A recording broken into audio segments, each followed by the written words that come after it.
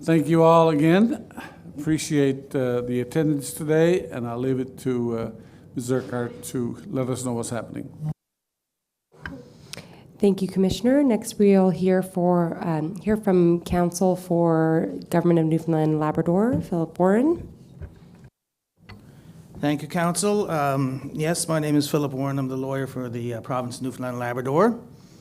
I have some comments to make, and I'm not exactly sure how much I will get into. You have my written submission, which of course we will rely on in full.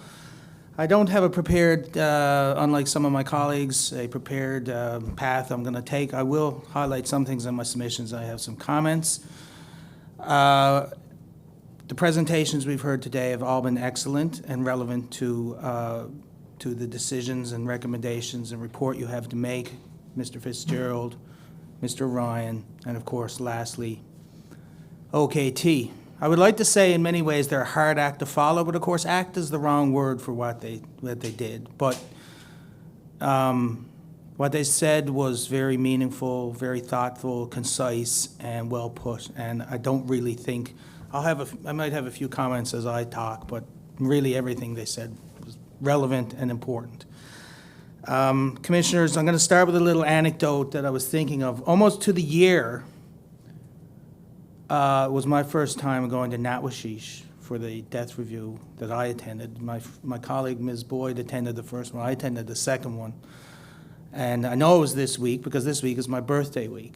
So my birthday this week was Tuesday, and last year my birthday was on a Monday, and I arrived in Natwashish. Joining the elite club. Absolutely. I do, yes. Happy birthday to the Commissioner.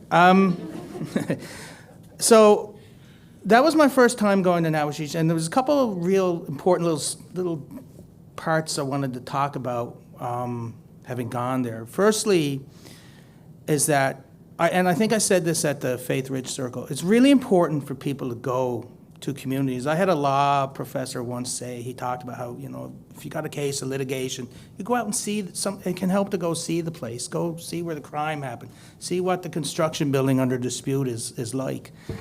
And I wish a lot of decision makers, policy makers at a higher level, certainly than what I work, or even the people in this room, could actually go. Because I've said to a lot of people, have you been to Sheshi? No. And I just mean people in general. I've said that. And I think you learn a lot from seeing Sheshi and Natwashish. How close is Sheshi to Goose Bay? What is that road on the way in like? How does it work in conjunction with the river, Northwest River across the way? What is that big body of water outside of the roadway there when you go down to the beach? How close is it to the beach? You learn a lot from seeing a place. Natwashish, the same thing. You fly in on the plane and you realize the vast, right? They call Labrador the big land.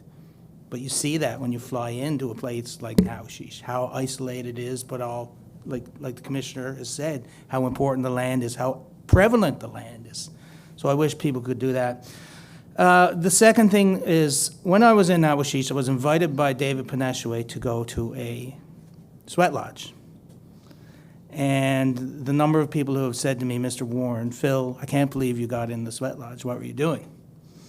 You seem like the last person who would do that. And Sarah was there. Lynn Moore, Will Hiscock, Barb Coffey attended when I was there. And also David, of course, ran it. And of course, but there was Innu, Natwashish Innu, who were there, and they attended. So we all got into the lodge, and I had no idea what I was doing, didn't know what to expect. And we got in, and and they closed the door there. It's not really a door, but it's covering.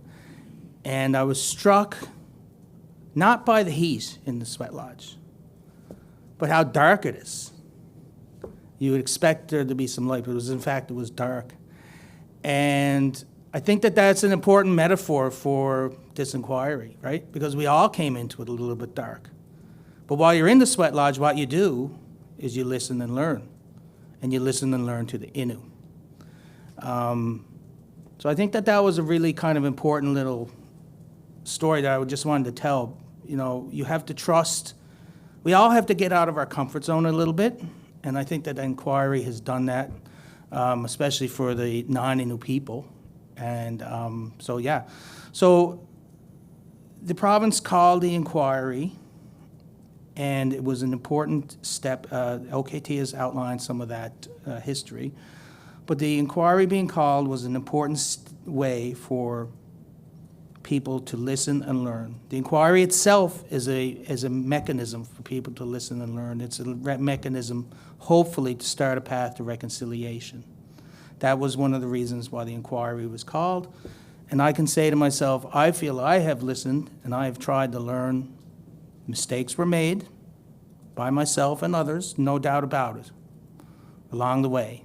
But hopefully we have all gained much knowledge from the inquiry.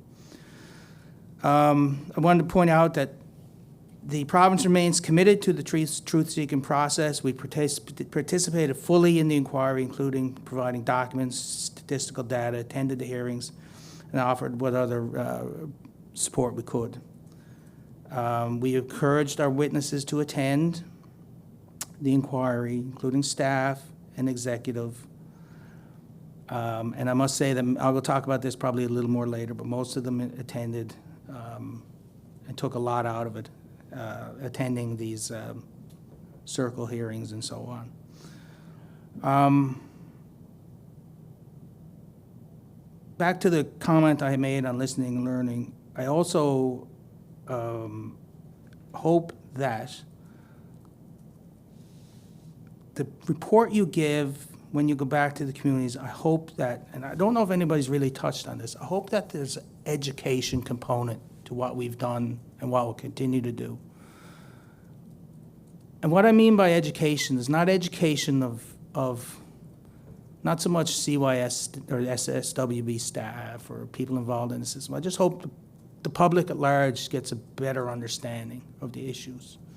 I don't think I've actually heard many people talk about that, but you know, there's a real lack of understanding. Like we talked Innu history, we talked about Innu culture, importance of being on land, but I think there's a general lack of understanding of what somebody growing up in St. John's understands about Labrador communities, these communities. And I hope because in some small measure,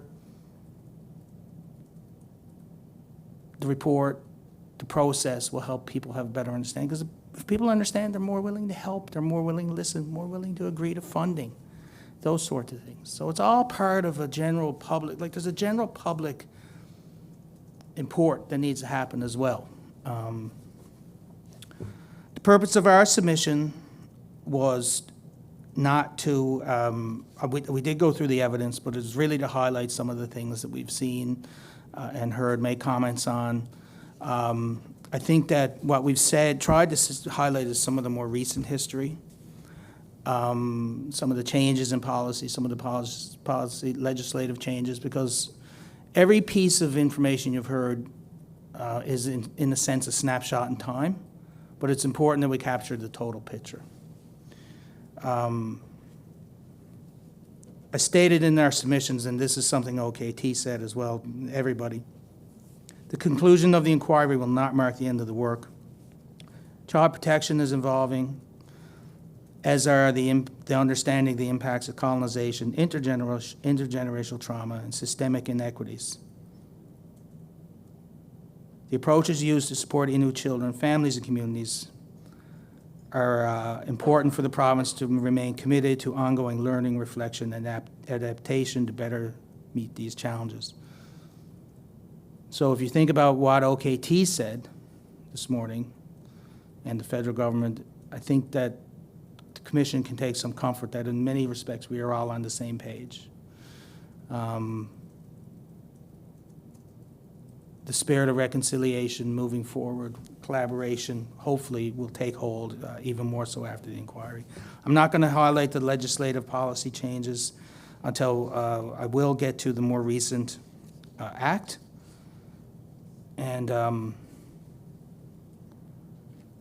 most recent legislative changes in 2019, of course, included some direct acknowledgments of the special needs of Indigenous communities in the province. They include the preserving of importance of preserving Indigenous child's or Indigenous youth's unique cultural identity. It also talks about things that you've heard about, like having the Indigenous rep be notified if court proceedings are started, filing of a cultural connection plan. These are things that were absent in the past. They've started to be introduced.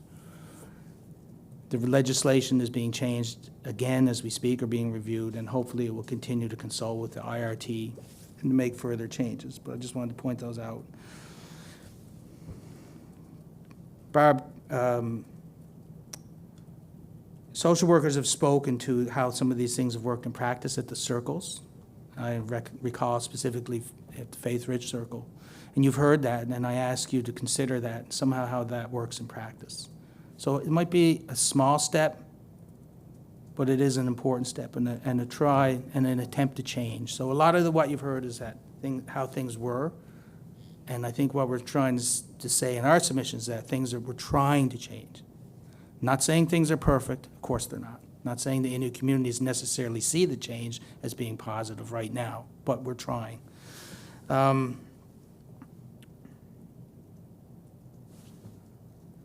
I've highlighted those legislative changes and the policy changes as similar things. I'm not going to talk about them all. I will point out one, page 10 of my submissions, because we actually talked about this yesterday when I met with Commissioner Devine, and I think it again comes into some of the funding comments made by LKT.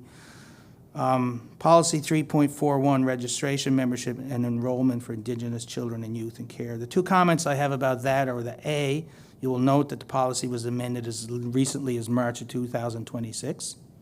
So this shows that the policy, again, we're constantly trying to collaborate and make changes, including up to recently, several months ago. But this change is one that we highlighted, or I wanted to highlight, because we talked about this yesterday in our meeting, so not everybody in this room was at our meeting, our small group meeting, but this is a way that can help Indigenous people get funding, because the funding is based on a per capita, what we were advised by IRT is based on per capita allocations. By having children who are born, because Innu have the highest birth rate, I believe, in the province, if not the country. As Sarah said yesterday, it's an inverted pyramid about in Innu birth rates. So this helps the Innu get registered, their youth get registered, and then the funding will hopefully be accurate. That's not to say things can't, again, we can't do more to improve it, but it's one small example how of a policy change can hopefully help Innu on the ground. And we talked about that, like I said, yesterday in our meeting. The evidence at the inquiry, community meetings, of course, commissioners, I believe you stated at the outset this morning, this was the 9th formal hearing. I'm not sure how many community meetings we've had. I believe Mrs. Sheeny said there was over 100 spoke. I don't have a lot said in our submissions about community meetings, but that is not to say we don't recognize the importance of community meetings to your work. So I hope you're not left with that impression.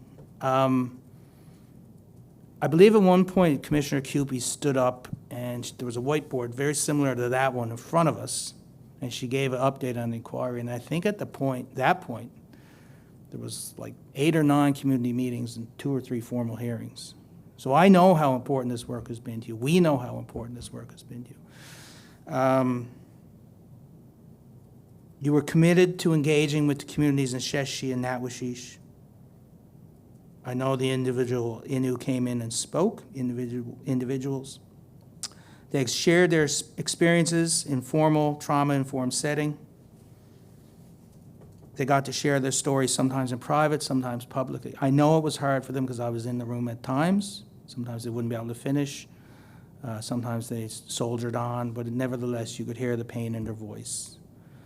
So we know that you've heard that evidence and you're taking it under advisement, and we highly recommend you do so. Commissioners, there's also been a lot of people who have spoken that I know, because I was for the last 2.5 years at a lot of these functions, who I know you've heard from, who may not have formally spoken at a community meeting, but also spoke to you. So I'm speaking about an elder maybe giving a preamble before a prayer. Maybe it was somebody walking through the community center on a coffee break. And I know you've spoken to those people, because I haven't heard from them. And, again, we're glad that happened, and encourage that. Encourage you to consider what they've said, because each Innu who got to speak with the three of you, I think, is valuable. We heard from community leaders.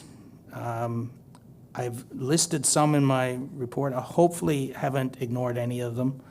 If I did, it was certainly not intentional. We've listed them, but I wanted to say some are Mary Pia Benowin, Andrew, Gregory Rich, George Gregoire, Pinot Antoine, the late Joachim Nui, Elizabeth Panashwe, Kathleen Lean Benowin, Helen Astor, Janet Belfour, Nikisha Gregoire, and Jack Panashwe. We acknowledge their testimony and realize it was important to you doing your work. You also heard the death investigations. I will speak to the report in a second, but we know that it was hard for the families to enter the circle hearings. And they also spoke truthfully, and we ask you to consider what they said, and I know you will. In many respects, the community meetings and the death investigation circles are kind of part and parcel. They allowed Innu to speak in a non-formal setting and tell their story, and hopefully they were able to find some comfort in that. Ken Richard, Tara Petty gave you a report. I'll speak to some of the topics. We recognize the 6 children who died and are sorry for their loss. We didn't speak to them specifically in our submissions, but that was only done because we wanted to talk about the systemic issues. We recognize the hurt of those families. We heard it ourselves. And the first thing Ken and Tara talked about was colonial legacy of intergenerational trauma.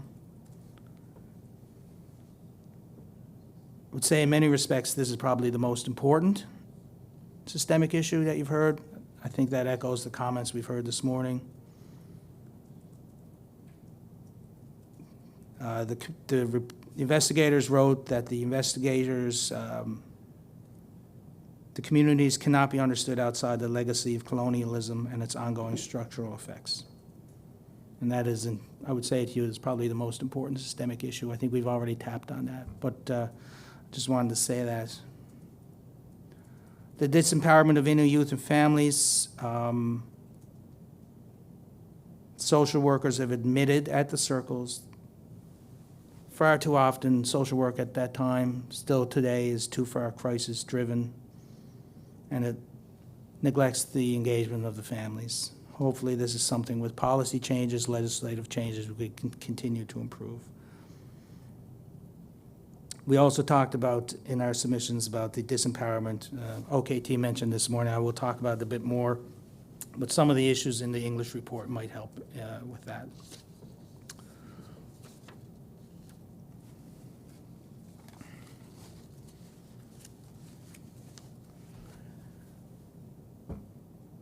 Fly-in, fly-out social worker models was discussed under service gaps and crisis-driven interventions. It was also, again, talked about this morning, talked about by Mr. Fitzgerald. I can tell the Commission that the province is aware the fly-in, fly-out is not ideal, and they're continuing to review what can be done to address it. It is a difficult issue. Staffing and retention is a difficult issue across many sectors of government right now. But I can tell you that through my discussions, what we've heard at the circles is the province is aware fly-in, fly-out does not work for the Innu, and we're trying to address it.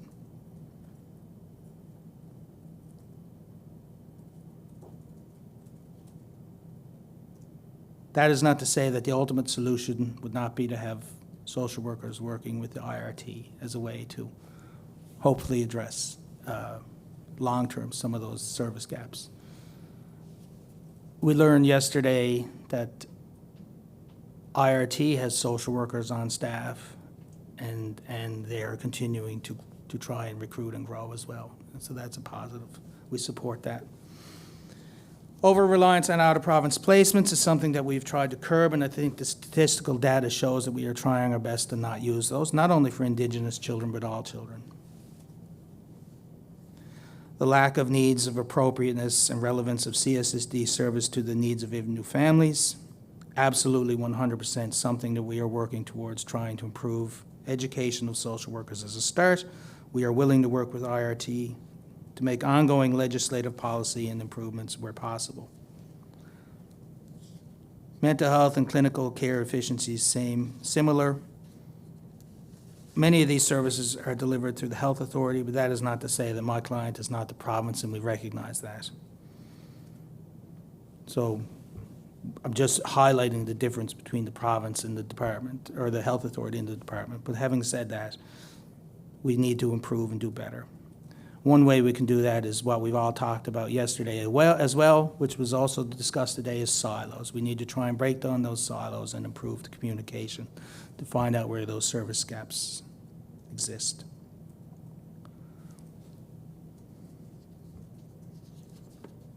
Communication was also highlighted throughout, and we would agree that communication needs to be improved, as does governance, oversight, and accountability failures. I provided some policy examples where we have tried to address that.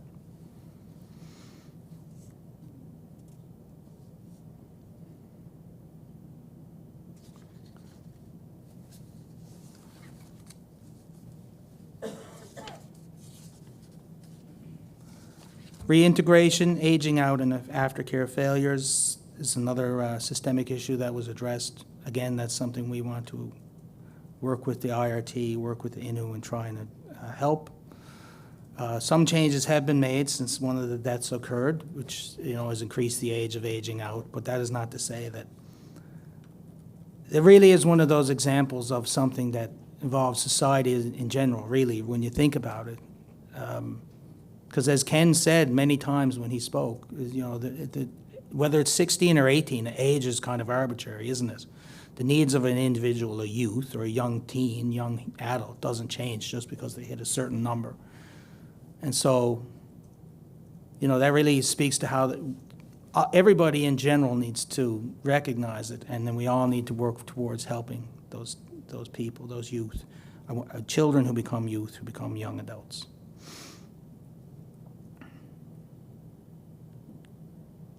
Cultural disconnection and absence of land-based healing. Of course, that's something that was talked about in each of the death reviews, and the province supports what we can do to help that. So in short, Commissioners, we would like to thank the investigators for the reports, the work they've done, the circle hearings. I can say from my own perspective, when I came in and started to work on the inquiry and I saw the terms of reference with the 6 death reviews, I said to myself, this will never get done. And we found, Commission Counsel, you found a path forward. Not only did it find a path forward, but I think Ken and Tara have echoed this sentiment. We think that it worked and it helped families have their voices heard and find some closure. So again, everyone is to be commended for that approach.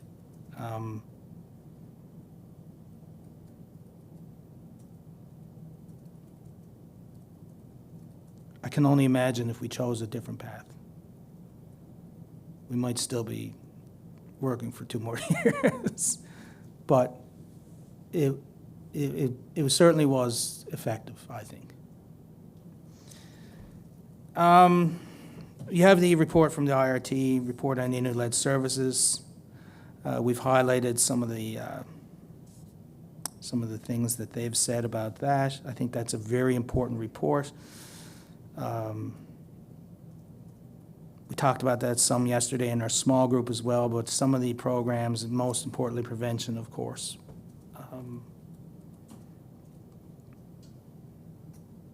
Taking over midwifery, they've offered. Some of those services are very highly regarded and to be commended. Similarly, the report of Drs. Fallon and Black, excellent work. We were very helpful. In fact, Mr. Griffin reached out to me almost right away and said, can we start sharing some of that data with our staff? for training purposes, educational purposes within the department. They've spoken to some of the data, some of the changes that have occurred. Paragraph 82 of my submission, I want to echo something Mr. Blackwell mentioned. Findings underscore the critical importance of continued monitoring, ongoing reform efforts, and in your jurisdiction over child and family services. Because Mr. Brookwell mentioned monitoring, so we agree with that conclusion. We're not going to mention a lot about the report of Dr. Barter, other than to say we just wish he consulted with some of the people on the ground, be it IRT and provincial government employees, a little more.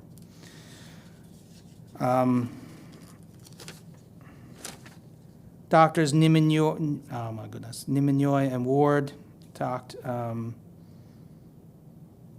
gave their report, and we agree with their findings, as same with Dr. Bombay.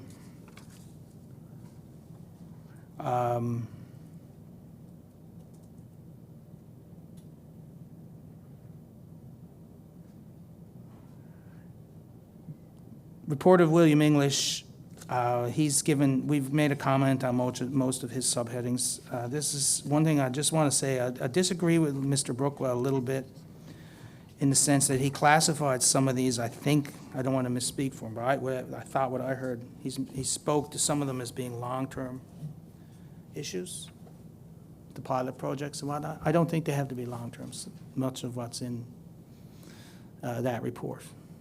I think that some of those are actionable pretty quick if the government expanding court services, translation, special room for Innu to appear in court. I don't think they have to be long-term suggestions, and the province agrees with them. I will say the province can also act to change the Legal Aid Act to waive financial eligibility for Indigenous people and Innu. What ends up happening is that an Innu can apply for legal aid on the first time the court goes through, but be told they have to give a number of proofs, bank statements, and power bill.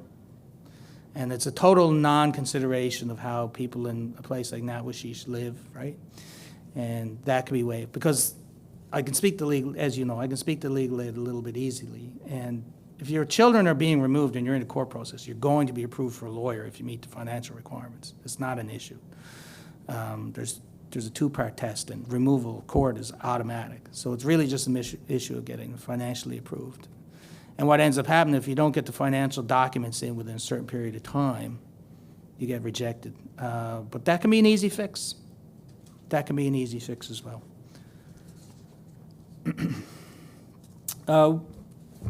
There was a discussion about the child protection hearing timelines in his report.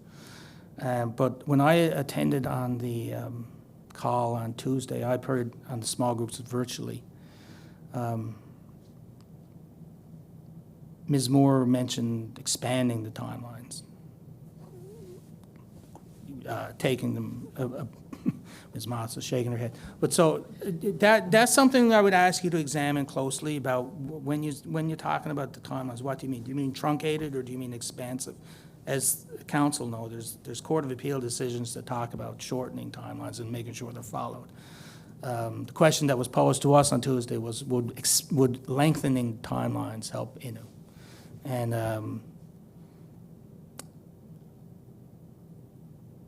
I think that before we, I think the province would have to look at that closely and consult the IRT to see what they would think is best before that decision would be made. That's all I can say to it.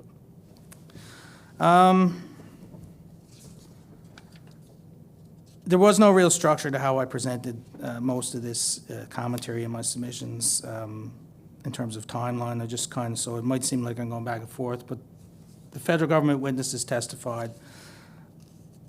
I took the takeaway from what their testimony to be, and it's in our submission and our conclusion, is that too often times federal funding requirements are one size fits all and do not meet the needs of Innu communities.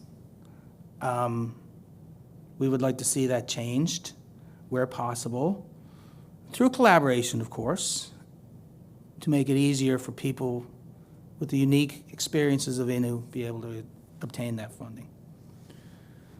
The provincial government witnesses spoke at a panel. They were former provincial government witnesses, Wanda Lundgren, Jennifer Barnes, and Michelle Shallow. We thank them for their testimony. I think their testimony shows that oftentimes child protection, when the government instituted its own department, was often chaotic and crisis-driven.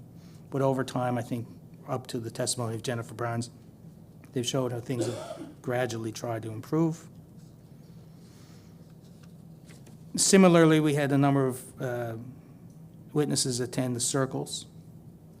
Again, I mentioned them. I'm not going to mention them all by name, but you know who they were. Oftentimes, they were the same witnesses, and that could not have been easy for them. But they spoke, and I think they spoke honestly, and they've learned from it themselves. We provided the affidavits of Mark Griffin and Jennifer Sullivan, mostly just because we wanted to make sure, of course, the inquiry is a snapshot in time. We wanted to just give a little more commentary on some of the more up-to-date changes. We hope you can consider those as well. There was a lot said in this inquiry about prevention. We've tried to outline some of the government's rationale on prevention. I talked about that yesterday again with Commissioner Devine. The government's position is that it provides prevention through various departments: tertiary prevention through the Department of SSWB, primary prevention through various government departments, health authority, education systems, so on and so forth. I said this yesterday, and I think we need to consider that the prevention services provided by RT are an example of something that works, and we need to be careful when we're talking about making changes to the existing prevention model, at least insofar as we talk about the IRT. I think that they need to be funded better and supported better and do what we can to help them, but I think that we've heard that their prevention model works. And their prevention model sets an example of where we can go in the future. So, Commissioners, we don't have recommendations. We didn't feel it was appropriate to give recommendations. Our role as the government, the people who called this inquiry at the end of the day, is to listen and learn, be unbiased. But I can commit to this, and I wrote it out: support and collaborate the Innu as they advance the assumption and jurisdiction of child protection matters in their communities. So that is to say, we support devolution. To make no bones about it, that's not something we are opposed to. We continue to work with the IRTS in child protection matters until such time as jurisdiction is assumed by the Innu. So that means the changes you've heard already will continue, and we will hopefully improve on based on your recommendation. Whether you heard about the Indigenous representative in court, or the Indigenous Cultural Protection Plan, or you've heard about talking to members of the family before removal takes place. We're trying to improve. So I think our theme is collaboration and improvement. Continue to advocate for appropriate levels of funding to support the implementation of programs that fall outside of the SSWD mandate. Consult with Innu leadership in the development of legislation and policies that affect Innu children, youth, and families. I'd like to thank the commissioners individually for their work. Thank inquiry staff, Ruth Steele, Paula Badcock, and others. Witnesses, families, community members, and all participants for their contributions to the inquiry and for their commitment in advancing understanding, healing, and reconciliation. So I don't have a list of people to thank, but I mentioned a couple. Nympha Byrne, probably the hardest working person in the inquiry. Commission Counsel, excellent to deal with. Thank you to them. So, Commissioners, that's really all we have to say. I'd ask you to consider, again, our final submissions more fully when the time comes. We're looking forward to the report. As I said at the outset, I hope that the report can somewhat be, not only have recommendations, and speak to Innu history and Innu culture, but also be an education piece and something that we all can learn from. Thank you. Thank you very much, sir, and we're going to have each commissioner respond to your presentation as well.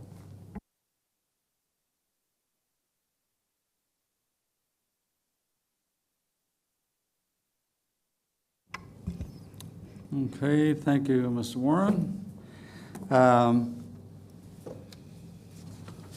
Just a few short comments, and I think I tend to start at the end when we're at the end and go backwards. I've become aware of that more on this inquiry. Anyway, the last point that you made was very encouraging, that commitment to continuous collaboration, and because that's what it's going to take. And interestingly, when we started this inquiry, we looked at the kind of approach that we use in terms of community building, community capacity building and development, was that we would work collaboratively. That's kind of what we had hoped we'd be able to do, and I think we've done a fair job of that at least. So it's interesting that I think we're on par with that. The other thing that I wanted to mention is regard to the education of the public that you talked about at the beginning. And again, you know, I've said this in other places, other meetings, I guess, or hearings, is that one of the things that surprised me when I started with this inquiry is some of the questions and comments that I got from people that I knew fairly well or not so well. And I have to say that I did react the first couple of times because it really annoyed me, the way the questions that were asked and the comments that were made. Fairly quickly, I came to the realization that you've talked about, is that people don't know. It's a true level of ignorance. They simply do not know about the Innu, about the history, and so we have this attitude, as I see it from my experience living in a community, that is based upon the need for public education. And so we have had discussions about that with the inquiry team. I can't recall if we did talk about it publicly in formal hearings or in community meetings, but it is something that we are going to be looking at in terms of how can we make recommendations so that there is kind of concise, if you like, information that people can actually look at and get an idea of what some of the issues are and understanding. Because I know from a community development perspective, if the community is not on side, i.e. the province, and then that's the people in the people, and then it makes it more difficult for changes to be made.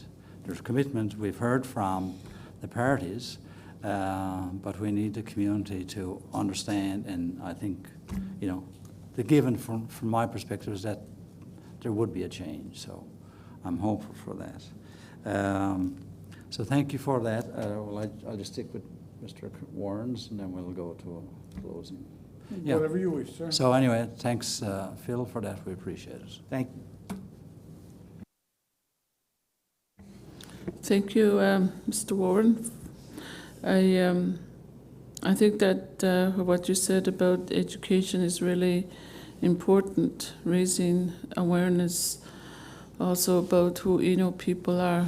I think that's something that we need to do. And it reminds me of a friend of mine who does some work with homelessness down south.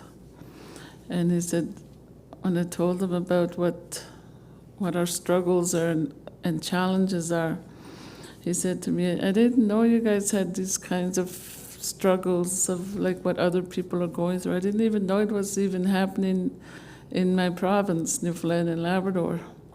So I think that that needs work.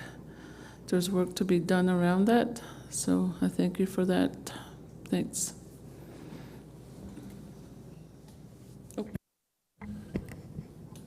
Thank you very much, Mr. Warren. There were two things specifically that you talked about that struck a chord in me, and one of them was to ensure that you visit the community and see the community. And we recognize that we were under an obligation to do no further harm when we did our work as an inquiry. And we took pains to try and establish procedures for visiting the community and making the inquiry a safe place and a welcoming place whenever we went to the communities. So we agree with you on the perspective you have about having to be in the community.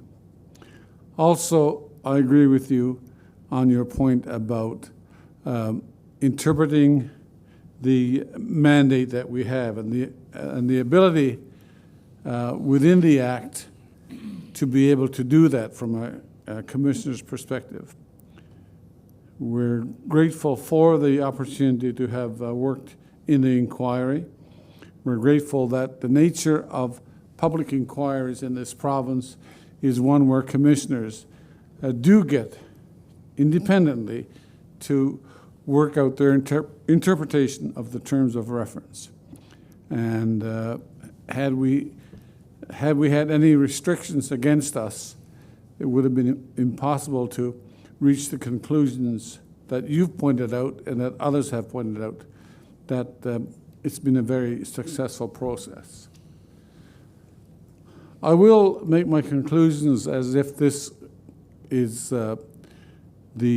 pretty well the last opportunity we'll have to speak with each other, and simply say to all counsel, to the inquiry staff, our own counsel as well within the inquiry, remembering Peter Ralph, QC, as well, who started off with the inquiry, that you have really made us feel supported and proud as people who are working with the highest level of due diligence to achieve these ends.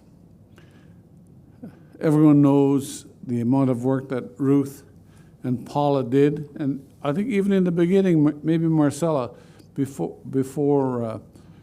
that. We give our sincere thanks to Eastern Audio for the way that they've been so accommodating, and it's a big indication of what kind of people they are if they can keep Ruth Steele happy. So that has worked out well. Not everybody can do that, but she sets a very high standard. In interpreting our mandate, we have had some internal run-ins with counsel, very professional. They have challenged us on some of the interpretations we have made about independence of the inquiry, but we've all come out of it looking as if we are professionals and able to stand back and view those issues as professional issues. So we're grateful for that. As well, our lead executive officer has challenged the commissioners for being too independent and letting us know that we have strictures, we have obligations under the statute to abide by, and of course there's the law on public inquiries specifically that he challenged us with. But through all of this, we have gelled really as an inquiry team, and we feel that we've been able to communicate with all of you in a truly professional manner. So we'll continue on with our concluding remarks now, but I'll ask Senior Counsel Urquhart if there are any issues that we have not covered or that you'd like to cover. Thank you, Commissioners. You had suggested that perhaps Mr. Ryan would have an opportunity to make any remarks in response. Did you still want to go ahead with that? Yes, that'll be up to him, of course. But in concluding then and reviewing our prepared concluding remarks, I'm asking Commissioner Cupey now, is there anything more you'd like to add? And Commissioner Devine, is there anything more you'd like to add from here? I don't think so. I think we've covered off people who wanted to thank all of the parties and all the people who have been involved in this inquiry, and certainly the inquiry staff. And I think for me, personally and professionally, it's been quite a privilege to get to know the Innu people and to really appreciate their strength and resilience as they've told their stories and their truths to the inquiry. So that's it for now. Thank you. All right, then before Commissioner Cupey gives concluding remarks, it is an opportunity now, Mr. Ryan, whether Canada has any responses from comments submitted or comments responded to at this time. Thank you. I suppose I'll just say that I think I agree, and Canada agrees with much of what my friend Mr. Brookwell said. There's obviously a role for all three levels of government to play in this subject matter, and that's why Canada participated to the extent that it did. That portion of Canada's written submissions is aimed at assisting the commissioners to navigate a delicate issue. It's not to frustrate the purpose of the inquiry or to evade the federal part of the collaboration that all parties have touched on. So the submissions are there for your consideration. All I'll say is that, I hear Mr. Brookwell's point. I don't think we're actually that far apart, but it's a nuanced argument that will, require your careful consideration, and I'm confident that you'll give it that. Thank you. Very much appreciated. I just see Edward, and he reminded me that I have not really, on behalf of the Commission, thanked the Innu people, Innu practitioners, Innu professionals, ordinary Innu people who make up what is actually the main part of this inquiry. And to you, to other elders like you, to Innu people who respected the authority of the inquiry and presented so well, and in so many cases spoke in a heartfelt manner, which we immediately recognize as the truth. We're entirely grateful to everyone from the Innu community, and of course both Innu communities that spoke with us. Nastasia is going to conclude our day and our formal hearings as well at this time. Thank you.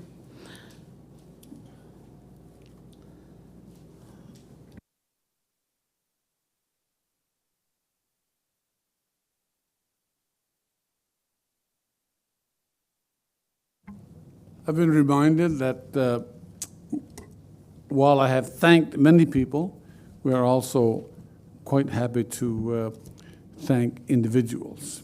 Our lead executive officer, Brian Harvey, Heather Hewitt, Janelle Wells, Kayla Burry, Nathan Panashwe, David Panashwe, Nympha Byrne, and Ivy Buki. These are people who contributed so much to the working of the inquiry, and we're eternally grateful to them. Okay.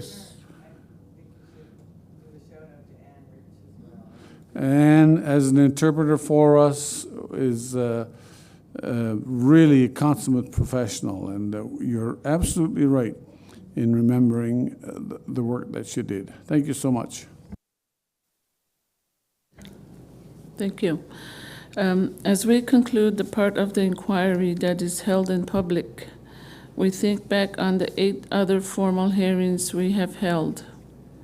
On the six circle hearings that we held, and on the countless private and community meetings we held, we think back to the truth and the wisdoms and the stories that have been shared with us by Ino from Shehajit and Natoshish, from elders and leaders, and from community members.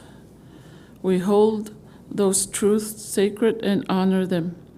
Thank you for sharing them, for without them we could not do our work. We are humbled and honored by the sacred trust each of you has placed in us, and we will carry that with us as we work towards our final report and for all of our days. That work will now ramp up into the highest gear as we work towards this fall and the deadline to complete our report. We hope you will feel that the trust you have placed in us is rewarded when you have the opportunity to read our report and consider the recommendations which we deliver to the governments, recommendations which will come from the stories that we have heard and the experiences of the communities and of community members. Thank you. Ordinarily, I would ask Professor Devine to say the closing prayer, but I'm going to give him a break and have Nastash say it in Inuimun. Please stand.